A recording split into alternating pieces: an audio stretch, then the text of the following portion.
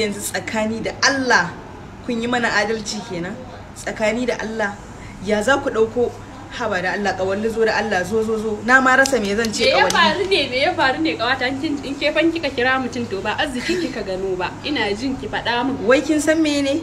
Wai baiti ba suka kawo fa maimakon su nemo wakan iskanci su hau da daidai da rawan su, wai suka ɗauko wakan inyass wai suke rawan iskanci. Yanzu dan Allah kun yi mana adalci kenan.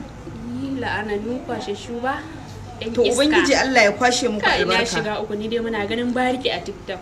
Ai TikTok yanzu ya zama gidan bariki wallahi. Ku yanzu duk waƙoƙin iskancin nan da ake yi tsakani da Allah, duk waƙoƙin iskancin nan da ake bai muku ba sai wannan. Ina ai ba wannan baitin ne da ku dauko ku ce za ku yi iskanci. Gwara su nuna mana su shahararrun yan kwalta. To wallahi Allah ya isan mana. Allah ya isan mana wallahi. Kun ci mutuncin mu.